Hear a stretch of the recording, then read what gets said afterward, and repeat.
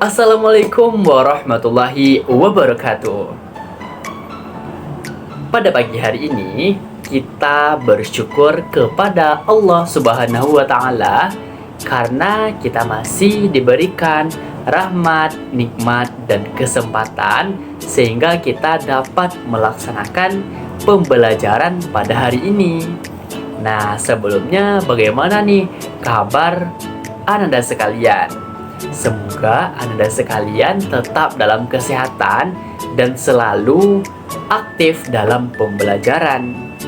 Nah, baik, pada hari ini kita akan belajar akidah akhlak mengenai iman kepada para malaikat Allah. Nah, sebelum masuk kepada materi, silahkan untuk Anda sekalian membuka bukunya masing-masing. Nah, agar penyampaian materi lebih dapat disimak lagi, silakan buka materi terkait iman kepada malaikat Allah. Baik, sebelumnya Bapak mau bertanya nih kepada Ananda sekalian, siapa yang tahu apa itu malaikat? Ayo, acungkan tangannya. Ya, betul sekali. Malaikat adalah salah satu makhluk Allah yang diciptakan dari cahaya, yang selalu mengerjakan apa yang diperintahkan.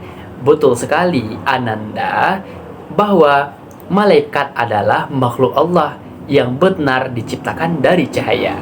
Kita harus percaya akan kehadiran malaikat, walaupun kita tidak dapat melihat malaikat secara langsung karena malaikat adalah makhluk gaib. Nah, siapa yang tahu berapa jumlah malaikat yang... Nah, sekarang Bapak mau bertanya nih kepada Ananda sekalian, siapa yang tahu berapa jumlah malaikat yang wajib kita ketahui? Silakan ajukan tangannya. Ya, benar sekali yang dikatakan teman Anda. Jumlah malaikat yang wajib kita ketahui sebagai seorang muslim adalah 10 malaikat. Nah, sekarang kita akan mengupas 10 malaikat tersebut beserta tugasnya. Nah, silakan disimak ya. Nah, sama-sama kita tolong rentangkan jarinya seperti ini. Kita akan berhitung dengan nama malaikat. Ayo, silakan rentangkan tangannya seperti ini. Baik, nanti ikuti nama malaikat yang Bapak ucapkan ya, Anda sekalian. Oke, bersiap? Ya. Kita mulai dari kanan. Jibril. Ya. Mikail. Israfil. Israel. Munkar. Nangkir. Raqib. Atid. Malik. Ridwan. Ya, 10 ya. Kita ulang lagi ya. Jibril. Mikail. Israfil. Israel. Munkar. Nangkir. Raqib. Atid. Malik. Ridwan. Kemudian, setelah kita dapat mengetahui nama-nama dari malaikat tersebut, kita juga harus mengetahui tugas dari setiap malaikat. Karena malaikat adalah makhluk Allah yang ditugaskan.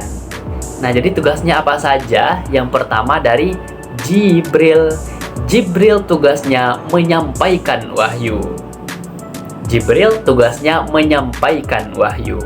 Yang kedua, Mikail.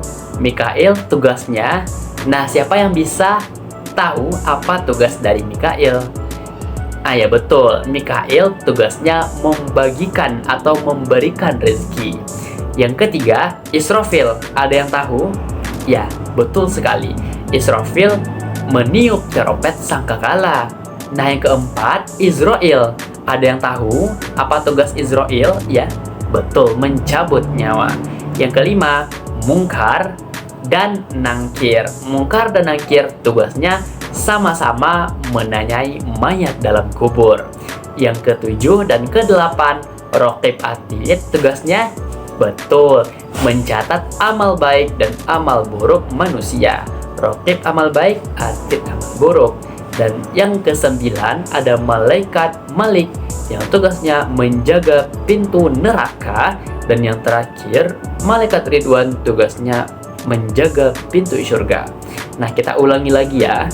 Dari pertama, Jibril tugasnya menyampaikan wahyu, Mikail tugasnya membagikan rezeki, Israfil tugasnya meniup terompet sangkakala, Israel tugasnya mencabut nyawa, Mungkar Nangkir tugasnya menanyai mayat dalam kubur, Raqib Atid tugasnya mencatat amal baik dan buruk manusia, Malik tugasnya menjaga pintu neraka, Ridwan tugasnya menjaga pintu surga. Baik, sekarang kita harus mengetahui hikmah dari kita beriman kepada malaikat-malaikat Allah. Nah, bagaimana, apa yang harus kita dapatkan setelah kita beriman? Dan kemudian bagaimana sih perilaku dari orang-orang yang sudah beriman kepada malaikat-malaikat Allah? Nah, langsung saja kita kupas anak-anak bapak sekalian. Yang pertama, tugas dari malaikat Jibril adalah menyampaikan wahyu. Menyampaikan wahyu berarti segala wahyu yang diturunkan kepada makhluk Allah itu wajib kita percayai. Nah, di sini kita juga harus beriman kepada kitab-kitab Allah. Nah, kitab-kitab Allah yang diberikan itu berasal dari malaikat Jibril. Nah, seperti kitab Al-Quran yang sebelum diturunkan kepada Nabi Muhammad itu diturunkan terlebih dahulu kepada malaikat Jibril. Nah, apa sih perilaku orang yang beriman kepada kitab, yang beriman kepada malaikat Jibril? Ada yang tahu? Ya, betul sekali. Kita harus rajin membaca Al-Quran. Yang lain? Ya, betul.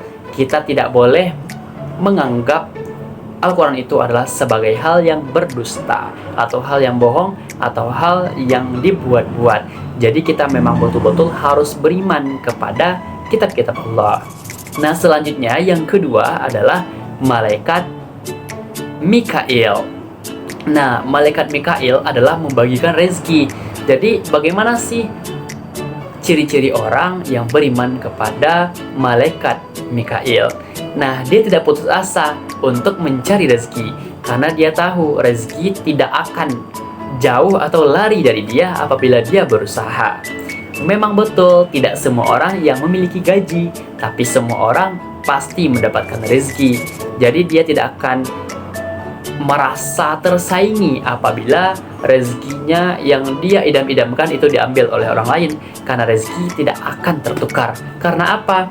Karena ada malaikat yang bertugas sebagai membagikan rezeki yang tidak mungkin tertukar, yaitu malaikat Mikail.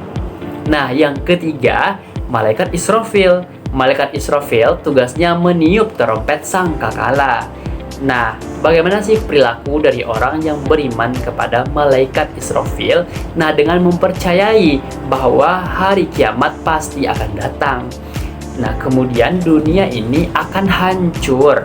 Nah, dengan ditiupnya terompet sangkakala suatu hari oleh malaikat Israfil. Nah, selanjutnya malaikat Israel. Malaikat Israel ini adalah mencabut nyawa. Nah, perilaku orang yang beriman kepada malaikat Israel adalah dia akan senantiasa untuk hati-hati dalam berkehidupan, karena dia tahu hidup ini pasti akan ada ujungnya, yakni dicabut nyawa oleh malaikat Israel. Nah, yang kelima ada malaikat Mungkar, dan yang keenam ada malaikat Nangkir. Nah, ini tugasnya adalah menanyai mayat dalam kubur. Mungkar Nangkir tugasnya adalah menanyai mayat dalam kubur. Nah, bagaimana sih perilaku dari orang yang beriman kepada malaikat Mungkar dan Nangkir? Ada yang tahu? Ya, betul sekali. Kita juga harus berhati-hati dengan kehidupan kita dan tetap memperbaharui akidah kita. Kenapa? Karena apabila mayat sudah dikuburkan, maka itu akan ditanyai siapa nama Tuhannya, man rabbuka, kemudian siapa nama Rasulnya, apa nama kitabnya. Nah, jadi dalam keseharian kita harus tetap ya, tetap beriman, tetap menjaga segala perbuatan kita agar tidak terlepas dari Tuhan, Nabi, dan juga kitab atau dasar-dasar dari agama Islam. Nah, kemudian ada malaikat Raqib Atid, yaitu mencatat amal baik dan amal buruk manusia. Nah, siapa yang tahu apa ciri-ciri dari orang yang beriman kepada malaikat Raqib dan Atid? Ya, silakan. Betul sekali. Nah, seseorang harus berhati-hati dalam mengerjakan, dalam bertutur kata, dalam apapun, karena pasti ada penjaga di kedua sisinya, yaitu malaikat mungkar, malaikat Raqib dan Atid.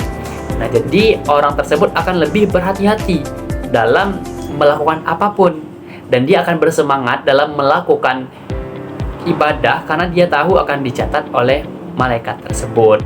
Nah, kemudian yang ke-9 adalah malaikat Malik. Malaikat Malik tugasnya adalah menjaga pintu neraka.